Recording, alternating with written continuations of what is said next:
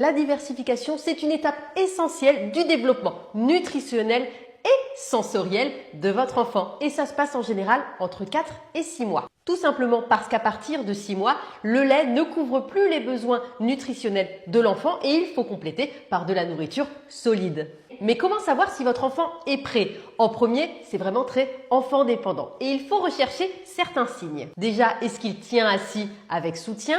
Est-ce qu'il s'intéresse aux aliments? Est-ce que si vous lui proposez une cuillère, il va spontanément ouvrir la bouche? Si c'est oui, il est prêt.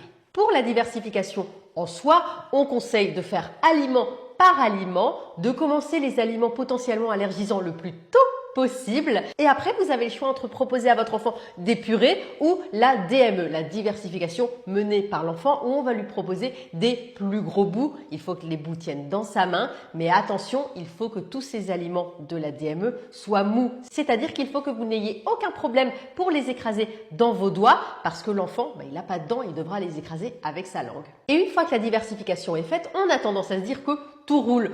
Mais c'est sans compter les périodes de régression alimentaire. En effet, c'est tout à fait normal que par exemple vers 18 mois, les enfants commencent à devenir difficiles. Ils veulent plus que des coquillettes, ne veulent plus manger des choses qui leur plaisaient avant.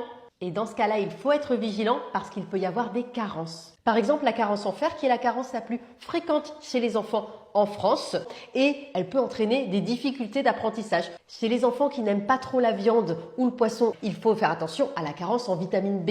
Et chez les enfants un peu plus grands, la carence en calcium. Vers 3-4 ans, les enfants ont tendance à boire beaucoup moins de lait et ne pas trop prendre de produits laitiers. Et ce calcium, il est extrêmement important pour avoir un bon développement osseux. Donc si vous avez un enfant qui est difficile, n'hésitez pas à en parler avec votre médecin parce que dans certains cas, on propose une complémentation, que ce soit en fer, en vitamine B ou en calcium, pour être sûr qu'il n'y ait pas de carence. Voilà, j'espère que cette vidéo, elle aura été utile. Si vous avez des questions, n'hésitez pas à les poser en commentaire. Bonne journée à tous!